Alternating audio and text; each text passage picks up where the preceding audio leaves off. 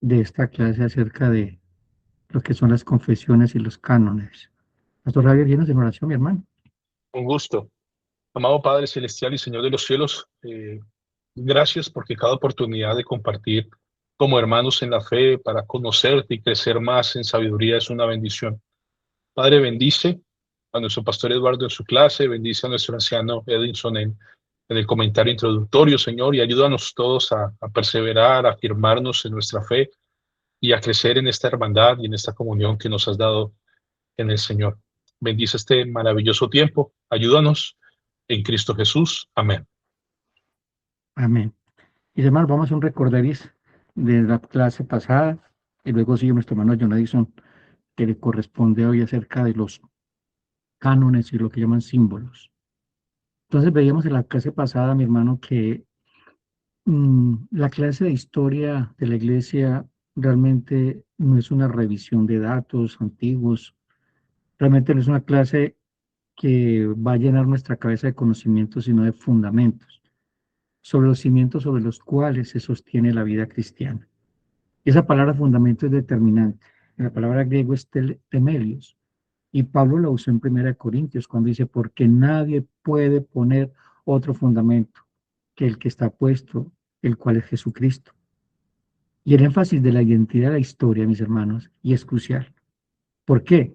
Porque nos dice algo fundamental. La fe cristiana no es un invento privado, una experiencia aislada, y tenemos una iglesia histórica, confesional. Nuestra iglesia no nació en un garaje. Primer punto, nació en el corazón de Dios.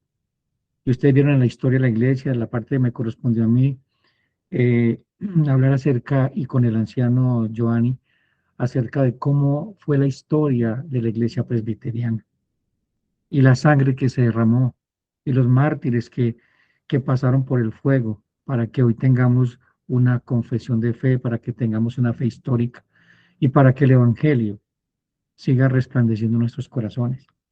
Y es crucial, ¿por qué, mis hermanos? Por reitero, porque no es un invento privado ni una experiencia aislada. Tenemos una identidad que nos ha sido dada por la gracia de Dios, y esa identidad, mis hermanos, se ha forjado en la historia de la redención. Conocer nuestra historia, mis hermanos, es conocer quiénes somos. Un cristiano sin historia es un cristiano huérfano, vulnerable, perdón, y en cualquier viento de doctrina lo puede arrastrar. La identidad presbiteriana no es un club social, es una tradición teológica que nace del deseo de ser fiel a la Escritura. Y eso fue lo que pasó con Juan Calvino y John Knox y todos aquellos que apoyaron el establecimiento de la fe presbiteriana. Y se expresan las confesiones en los cánones, que es lo que está enseñando nuestro hermano John Edison, y luego lo hará el pastor Mali. Y hago una pregunta antes de que del anciano John Edison empiece. ¿Conoces tu identidad en Cristo? No en la iglesia presbiteriana, tu identidad en Cristo. ¿Sabes por qué crees lo que crees?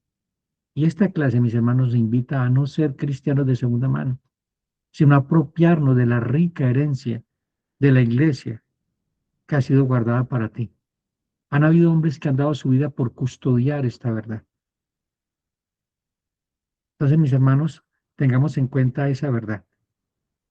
Y para darle paso a nuestro hermano, que allí fue donde quedamos la clase pasada, acerca de qué son las confesiones. O sea, ¿qué es una confesión? ¿Por qué somos reformados? Y hablamos de acerca de un problema que llama el analfabetismo teológico.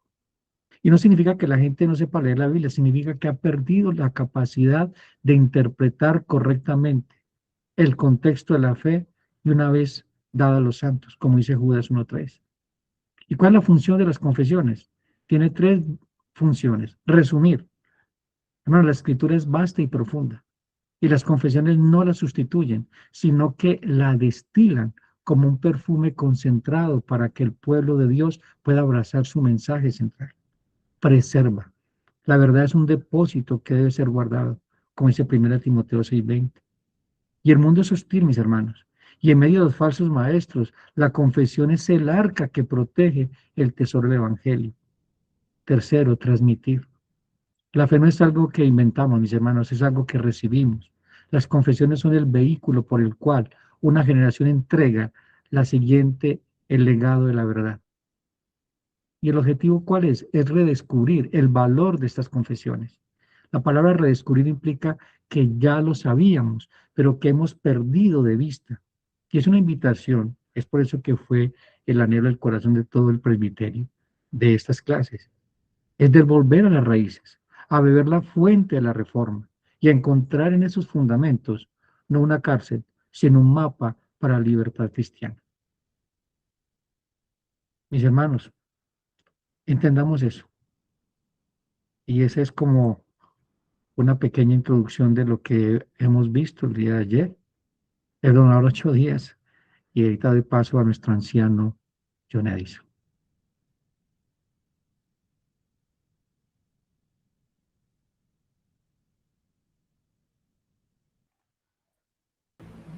Anciano John Edison, está en silencio. Buenas noches, mis hermanos.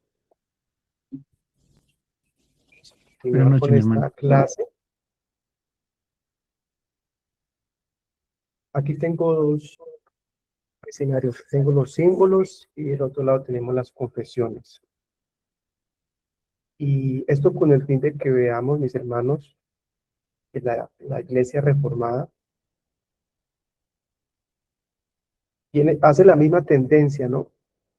De resumir, de sintetizar verdades de la Escritura. Entonces, continúa con ese mismo legado que la Iglesia apostólica hizo. Ahora vamos a ver en qué contexto se hacen estos símbolos para comprender estos símbolos, por qué surgen, ¿no? Los símbolos son los credos apostólicos.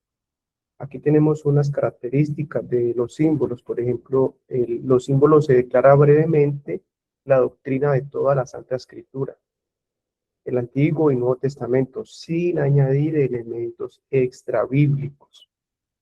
Allí en los símbolos se rechazan los errores, las parcialidades sectarias, lo que es muy importante, porque en la iglesia el error no debe tener cabida. El error hay que señalarlo. Se fija una regla para la unidad en la fe con todos los que en la doctrina y en la manera de vivir desean seguir con la sencillez de la palabra de Dios, aceptando solo y enteramente esta palabra. Entonces, esta era la noción o la intención de aquellos eh, hermanos de la antigüedad, donde empezaron a hacer estos credos, estos símbolos de la fe cristiana. Pero nuestros hermanos también reformados empezaron también a tener esta misma intención. Note entonces que una confesión es una exposición ya más amplia y sistemática de los símbolos. Ellos surgen especialmente durante la época de la Reforma y la post-Reforma y tratan temas como la Escritura, Dios, Cristo, la salvación, la iglesia, los sacramentos, el pecado, etcétera. Mis hermanos, aquí ya estamos viendo la utilidad y la importancia de las confesiones hoy en día. Que a usted una confesión le entregue a usted ya estos temas estructurados, sistematizados, para usted poder enseñar a un grupo, discipular en su casa, la familia. Mis hermanos, esto es una gran bendición que deberíamos nosotros aprovecharla al máximo. No necesitamos improvisar, inventar o hasta buscar recursos en internet ajenos a nuestra fe. En las confesiones, mis hermanos, hay una riqueza doctrinal histórica que debemos sacarle el máximo provecho. Aquí entonces, mis hermanos, presento el contexto en donde surgen aquellos símbolos, pero mucho más antes, por ejemplo, en el tiempo del apóstol Juan, ya estaba el docetismo. Solamente menciono, ¿no? Muy por encima, muy general, no alcanzamos a profundizar.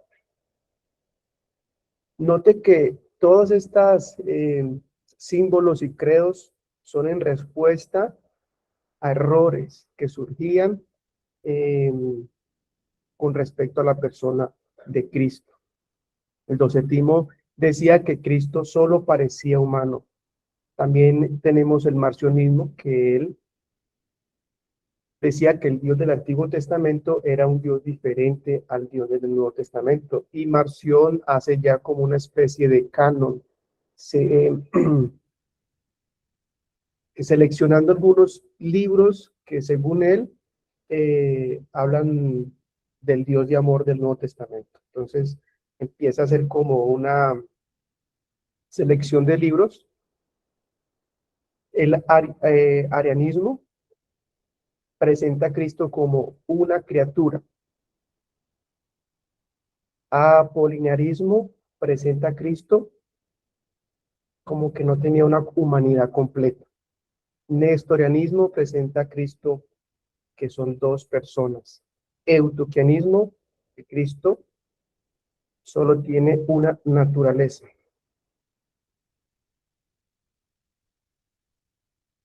Monotelismo, ¿alguien me puede leer la última que no me alcanzó a ver aquí nada? ¿Me pueden leer la última? Monotelismo. Monotelismo, Cristo tiene una sola voluntad. Amén, una sola voluntad. Entonces, en cada de estos errores, en cada uno de estos errores, la iglesia respondía inmediatamente, ya sea con un credo, ya sea con la escritura, con sínodos, como el de Nicea, el Constantinopla, el de Éfeso, Calcedonia, Constantinopla, y se reunían para defender la verdad que había sido revelada en los profetas y en los apóstoles. Entonces la iglesia lo que hace es eso. En cada uno de estos errores, la iglesia te una. Aquí tenemos entonces ya estos credos o símbolos con fechas. Como decía nuestro hermano Mario hace 8 días, no vamos a aprendernos las fechas porque es complejo. El credo apostólico surge entre el siglo II al siglo IV. No hay certeza quién como tal lo haya datado, lo haya escrito, pero surge más o menos en esa época. Tenemos el credo niceno constantinopolitano, símbolo de Atanasio en el siglo V al VI. Pero note también cómo la iglesia continúa con esta tradición, con esta defensa de resguardar la fe. Entonces tenemos las confesiones protestantes, tenemos la primera confesión helvética, 1536, la confesión belga, 1561, el catecismo de Heidelberg, 1563, segunda confesión helvética, 1566, los cánones de Dort, confesión de Westminster, y los catecismos de Westminster mayor y menor. Entonces note que lo que hacen entre 1648 a 1700 es sistematizar y consolidar esa doctrina. Aquí tenemos, mis hermanos, las dos tradiciones reformadas. Por un lado tenemos entonces la tradición reformada continental. También tenemos sus principales figuras que ya nuestros hermanos antes los han mencionado, y tenemos la tradición también de Westminster. Entonces, los documentos que utiliza la tradición reformada continental es la confesión helvética, la belga, catecismo de Heidelberg, la segunda confesión helvética y los cánones de Dort. Y en los países que se da esta tradición reformada continental es en Suiza, Alemania, Países Bajos, Francia y Hungría. Las principales figuras de estas confesiones, catecismos, tenemos a Julio Zwinglio, Juan Calvino, Bullinger y Guido de Bresse. En la tradición presbiteriana, note que es mucho más posterior, en el 1646, las confesiones de fe de Westminster. Y estas se dan en Escocia e Inglaterra. Y los principales exponentes de esta tradición es John Knox y los teólogos de la Asamblea de Westminster.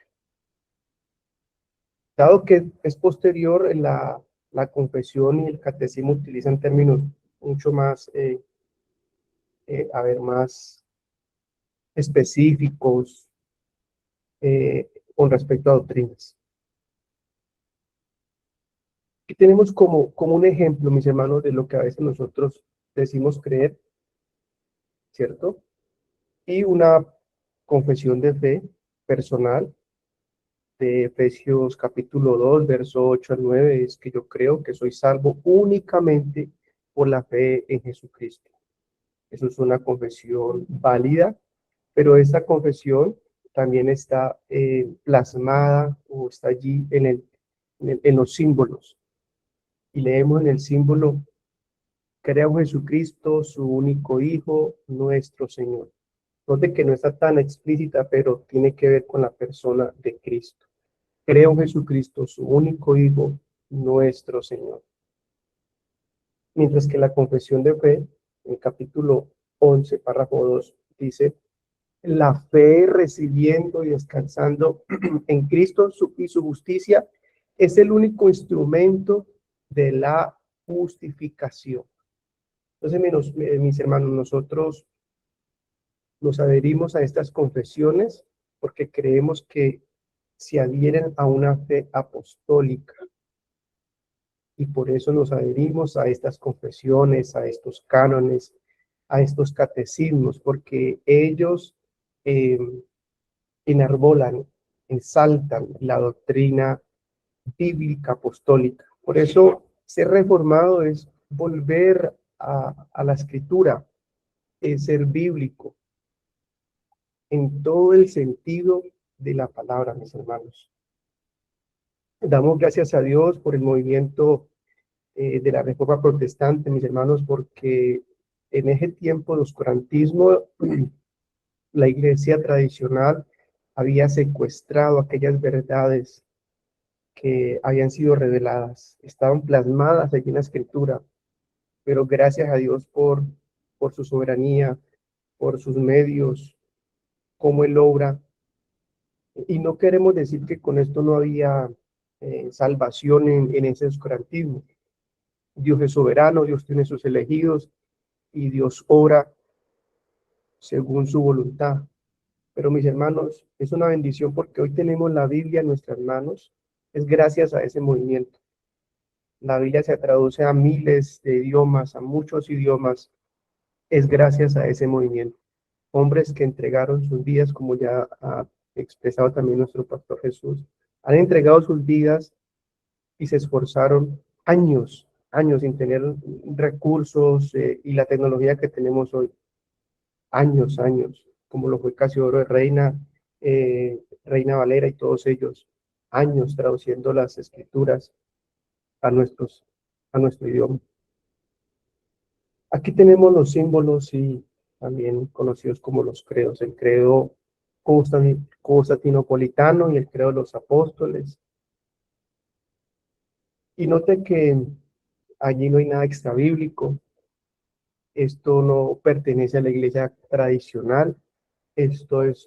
Son credos, símbolos universales a los cuales nosotros también nos adherimos.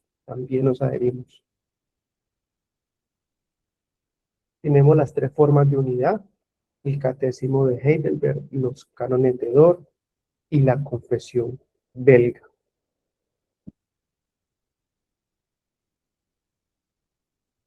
Mis hermanos, ¿cuál es la importancia entonces de esas confesiones? Que ellos preservan la sana doctrina, como mencionaba nuestro pastor Jesús al principio, promueven la unidad de la iglesia. Dado que hay confesiones, están plasmadas doctrinas, entonces deberíamos creer en lo esencial lo mismo. Protegen contra el error y conectan a la iglesia con su herencia histórica. Por eso nuestra fe no es una fe novedosa, no surgió de la nada, es una fe que viene con una herencia histórica, y es lo que se recalca y es lo que se motiva a, como decía nuestro pastor y señalé también hace 8 días, a redescubrir esa herencia rica, histórica, de nuestros hermanos en la fe reformada. ¿Para qué no son útiles? Bueno, ya lo mencioné, discipulado y enseñanza, mis hermanos. Si usted los ha utilizado y si no los ha utilizado, les invito a que los usen. Son muy, muy edificantes, mis hermanos. Dentro de las definiciones estaba que era un catecismo y una de las respuestas era, o uno de los aportes que daban nuestros hermanos era que es un sistema de enseñanza a partir de preguntas y respuestas. Y son contundentes. Ahí está la pregunta, ahí está la respuesta. Y si no me equivoco, ahí están mis pastores, si no me equivoco, es la fe reformada quien empieza con esta visión de discipular y catequizar a los feligreses, a los creyentes. Es la fe reformada que tiene ese interés en que la oveja lea la Biblia, como dice el Señor, escudriñando la Escritura, lea la Biblia y también sea discipulado, porque hace parte de la gran comisión. La gran comisión no solamente es bautizar, vamos a leer, mis hermanos, Mateo 28, vamos a leer la gran comisión. Si hay algún hermano que quiera leer.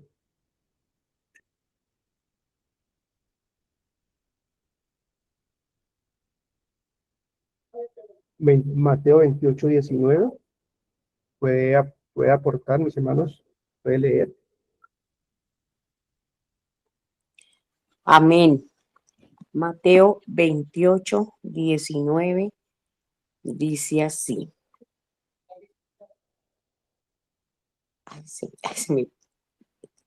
Por tanto, id y haced discípulos a todas las naciones, bautizándolos en el nombre del Padre y del Hijo y del Espíritu Santo.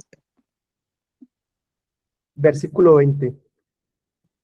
Enseñándoles que guarden todas las cosas que os he mandado, y he aquí, yo estoy con vosotros todos los días hasta el fin del mundo. Amén.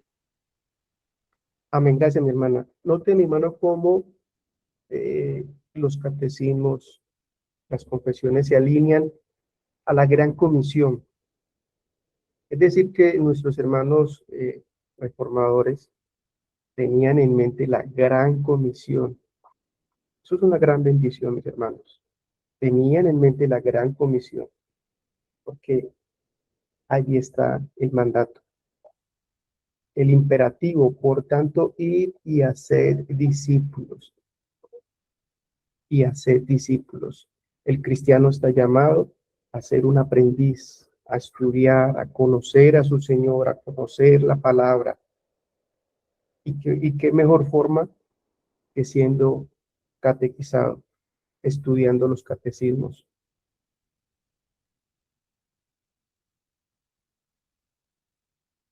Y esto es un proceso dispendioso, el de discipular, porque hay muchas cosas que a veces uno ya tiene como presuposiciones o la ha aprendido mal y toca muchas veces desaprender lo que aprendió mal y ahora sí aprender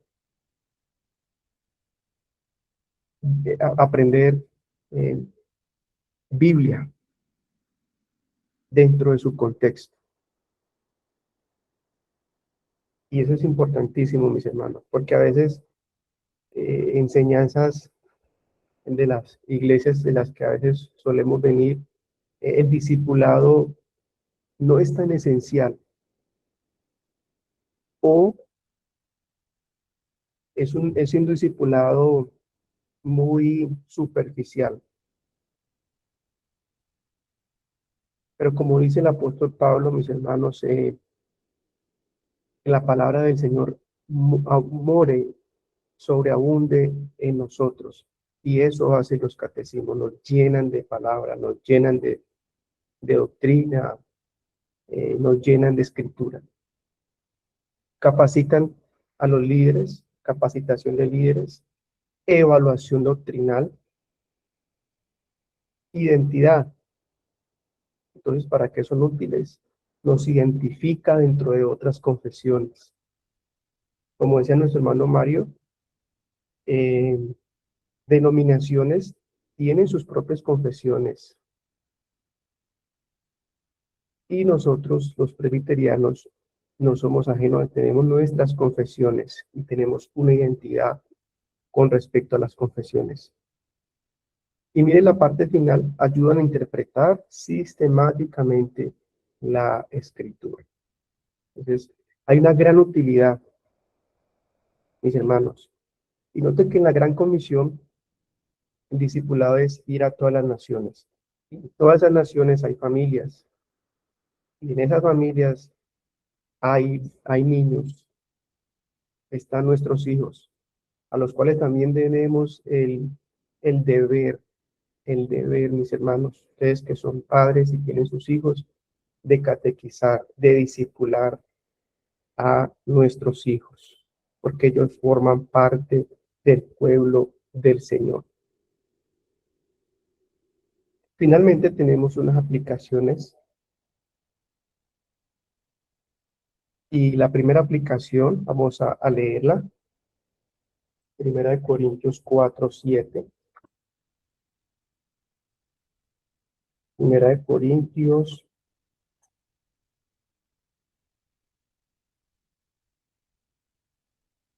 4:7.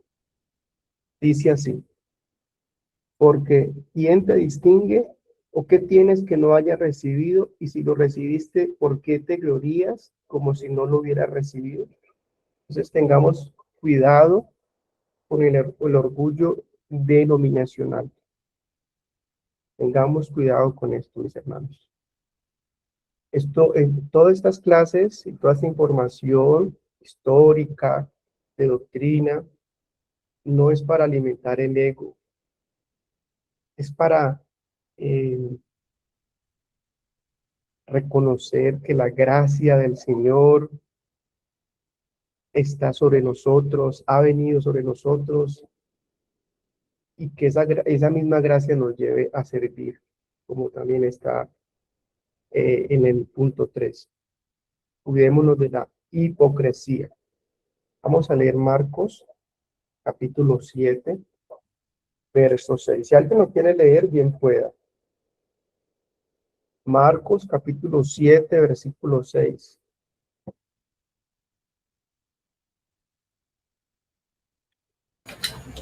Dice, y respondiendo él, les dijo: hipócritas, bien profetizó de vosotros Isaías, como está escrito: este pueblo de labios me honra, mas su corazón está lejos de mí. Mis hermanos, esto no cambia entonces nuestra comunión con el Señor.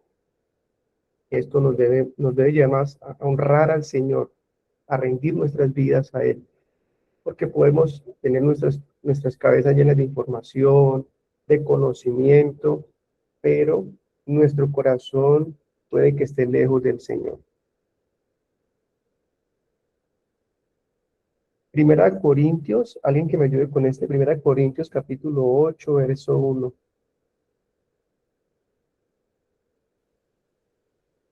Amén. Lo sacrificado a los ídolos. En cuanto a lo sacrificado a los ídolos, sabemos que todos tenemos conocimiento. El conocimiento envanece, pero el amor edifica. Amén. Amén, gracias. Mis hermanos, que finalmente todo esto nos lleve a servir.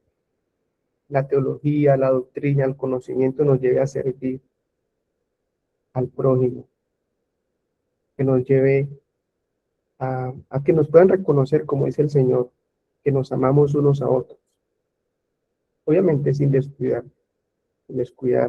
la doctrina, las confesiones, pero finalmente esto nos debe llevar a servir. Mateo capítulo 7, verso 3. ¿Quién lo quiere leer?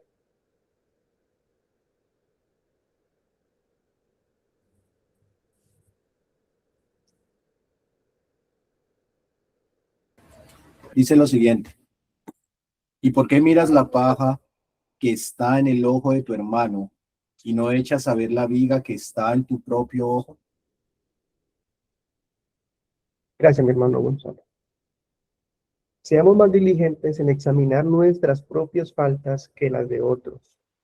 Entonces, como estamos hablando de confesiones, de denominación, ¿cierto? Nuestra fe reformada, entonces solemos hablar, ojalá que aquí los que estamos no caigamos en eso, pero uno suele ver en las redes, ¿cierto? Y a veces se nota esa prepotencia, no es que como soy reformado, como si yo fuera más, ¿cierto? Y es que estos no hacen esto, estos son aquí, allá, y se centra uno, ¿cierto? Y puede caer uno en ese jueguito de mirar las faltas de las demás denominaciones, de las demás congregaciones, ¿cierto?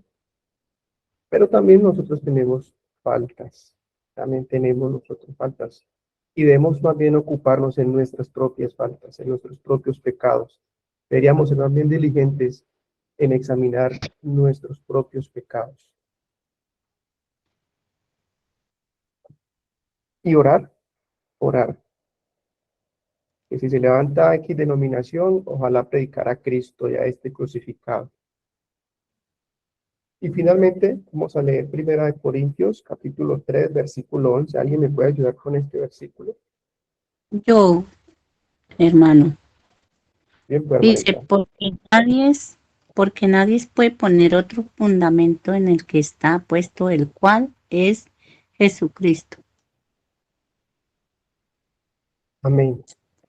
Como les decíamos, gracias a Dios por estos movimientos, porque en todo esto está la soberanía de Dios obrando. Así lo quiso Dios, así lo permitió Dios, y su mano providencial estaba en la historia, mis hermanos.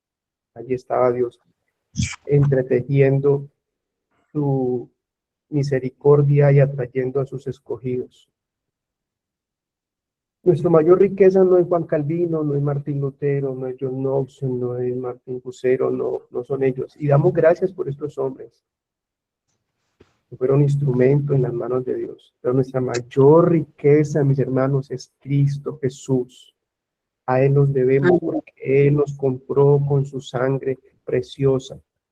Una sangre que tiene infinito valor y nos ha comprado, mis hermanos. Y esta es nuestra mayor riqueza. Este es nuestro mayor tesoro. Por eso, mis hermanos, no con orgullo, no sé, sino de manera muy humilde decimos, somos una iglesia cristocéntrica, cristocéntrica, porque aquí lo más grande no son los hombres, sino que es Cristo. Él es el más grande. Es la persona más importante en nuestras congregaciones. Él y solamente Él.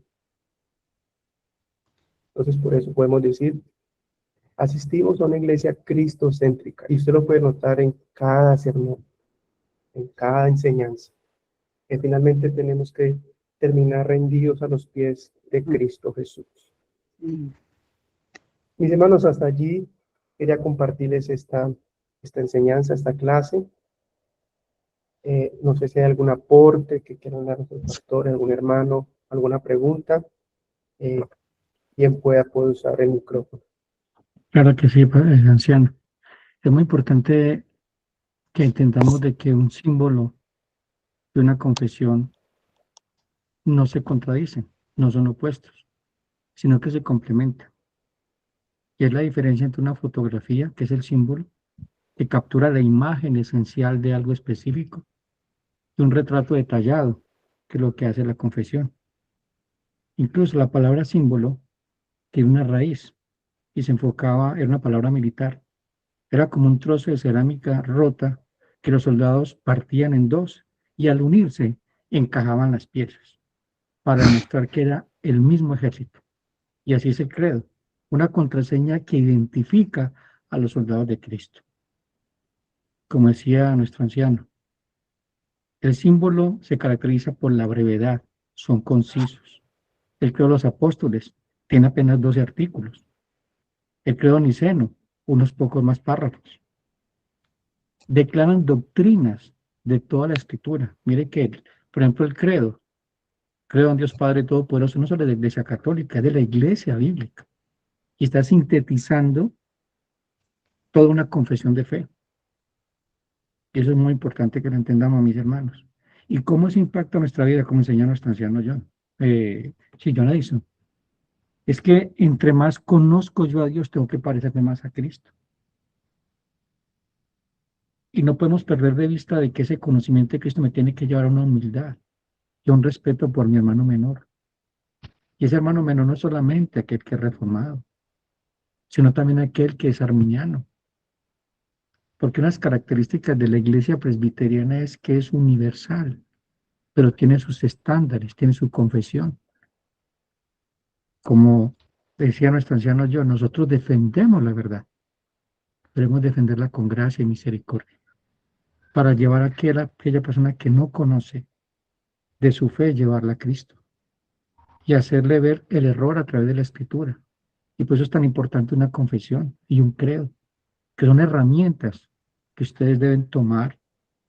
Creo que el pastor Javier tiene las clases de confesión de fe, no falten. Son una riqueza espiritual para nuestra vida, porque como sabemos, costó mucho tener esas herramientas que realmente pueden ser medios de gracia que Dios ha dispuesto para que la iglesia crezca a la estatura del varón perfecto, que es nuestro Señor Jesucristo. Ahora cierro los micrófonos para preguntas o algún aporte que tengan mis hermanos.